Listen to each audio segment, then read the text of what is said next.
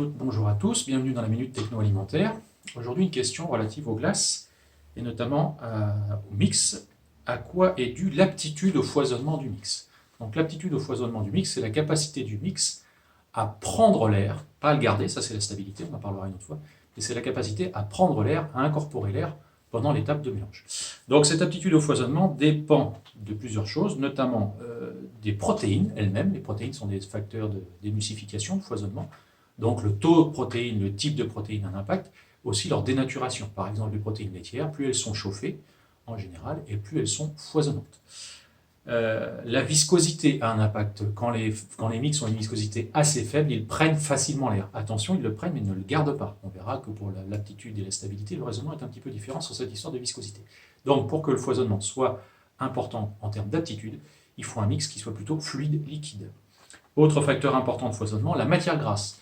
La matière grasse limite le foisonnement. C'est-à-dire que quand vous avez du gras, il y a un peu un phénomène de compétition entre le moussage et le mélange matière grasse-protéines. Donc on a moins bonne aptitude au foisonnement avec la matière grasse que quand on n'en a pas.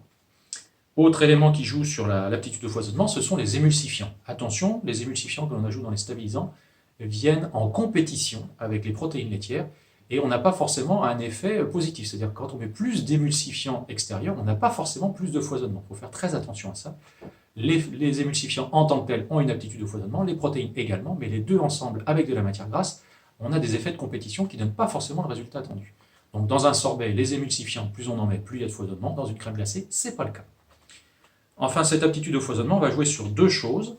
Elle va jouer sur à la fois la quantité d'air inclus, mais aussi sur la taille des bulles d'air. Et ces deux éléments-là vont avoir un impact sur le vieillissement des glaces. Voilà, nous en reparlerons dans une prochaine vidéo de la Minute Techno-Alimentaire. En attendant, je vous invite à aller voir le site internet de l'école. Vous y trouverez les dates des portes ouvertes virtuelles à venir. N'oubliez pas, si vous êtes intéressé par le CAP glacier, de prendre contact avec nous. Il reste des places, on commence déjà à contacter les entreprises. Je vous dis à bientôt pour une nouvelle Minute Techno. Au revoir.